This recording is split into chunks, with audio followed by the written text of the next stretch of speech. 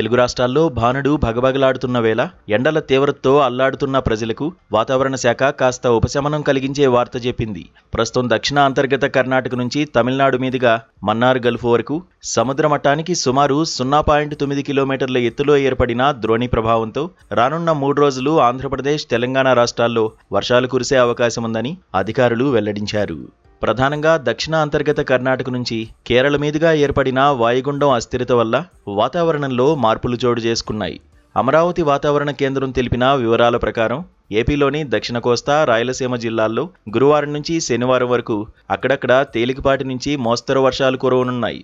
ఈ వర్షాల సమయంలో గంటకు 50 నుంచి 60 కిలోమీటర్ల వేగంతో బలమైన ఈదురుగాలులు వీచే అవకాశముంది. పిడుగులు పడే ప్రమాదం ఉన్నందున రైతులు, ప్రజలు బయటకు వచ్చే సమయంలో అప్రమత్తంగా ఉండాలని అధికారులు హెచ్చరిస్తున్నారు.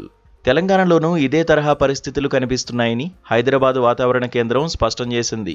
అంతర్గత మహారాష్ట్రను ఆనుకుని ఉన్న తెలంగాణ ప్రాంతంపై 3.1 కిలోమీటర్ల ఎత్తులో ఏర్పడిన ప్రతిచక్రవాత వలయం కారణంగా గాలుల దిశలో మార్పులు సంభవించాయి.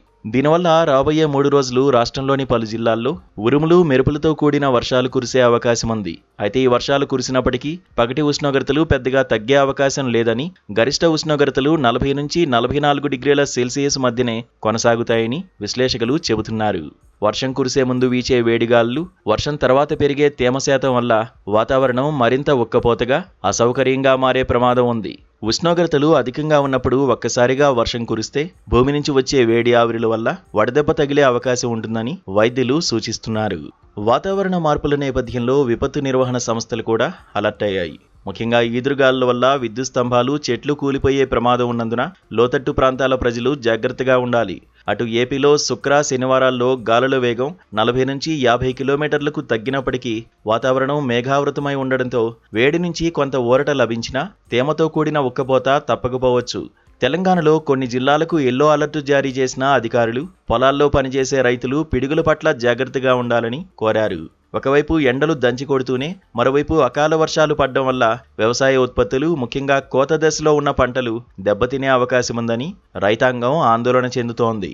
మొత్తానికి ఈ 3 రోజుల వానలు తాత్కాలికంగా చల్లదనాన్ని ఇచ్చినా పెరిగే ఉక్కపోతతో ప్రజలు ఇబ్బంది పడక తప్పదు. ప్రభుత్వం సూచించిన జాగ్రత్తలు పాటిస్తూ వడదెబ్బ బారిన పడకుండా ఉండడం ఇప్పుడు అత్యంత కీలకం.